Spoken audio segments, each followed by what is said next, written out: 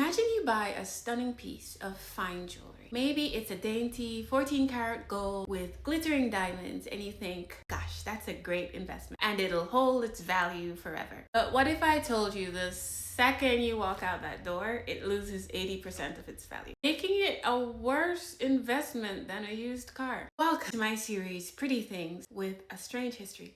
And today we're talking about the big jewelry lie. So why does everyday fine jewelry resell so badly? It comes down to a harsh industry secret. You see, those tiny diamonds scattered across dainty bands, they're called melee diamonds. And to the public, they look like luxury. But to jewelers who are actually making the thing, it has zero resale value. They're so mass produced and so readily available that when you try to sell the piece back, a jeweler or a pawn shop literally counts their value as nothing. In fact, they only look at the weight of the metal. Then there's the 14 karat gold trap. You see, 14 karat gold is only about 58% gold, because we all know that gold by itself cannot really make jewelry, it's too soft. So the rest is mixed with cheaper metals like copper or nickel. This is not to screw anybody over. This is just like to hold the structure of the piece of jewelry. But when you buy it retail, you're not just paying for the gold. You're paying for the designer's marketing, you're paying the store's rent, you're paying massive markups that can inflate the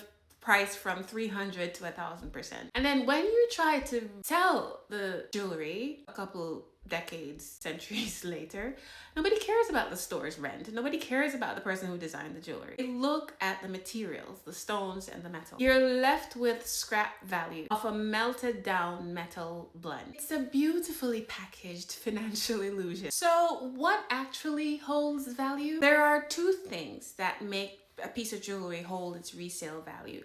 The first is that it's extremely rare. We're talking often large, high quality stones, over 1 carat. The second thing that makes a piece of jewelry hold its value is the brand name. Now, remember earlier I mentioned the designer, usually nobody cares, but the brand. So brands such as Bulgari or Cartier resell well decades later. And some brands like the Tiffany solitaire ring, they don't just hold their value, they can actually increase. Because at that level, Tiffany, Van Cleef and Arpels, you're not just investing in the gold or the diamond anymore. You're investing in like luxury elite status that people are willing to pay a lot of money for secondhand. So the jewelry industry has spent decades convincing us that every little sparkle is an investment. Now I want to hear your horror stories in the comments. Have you ever tried to resell a piece of fine jewelry and just have been dumbfounded by what they offered you? Follow for more Pretty Things with Strange History.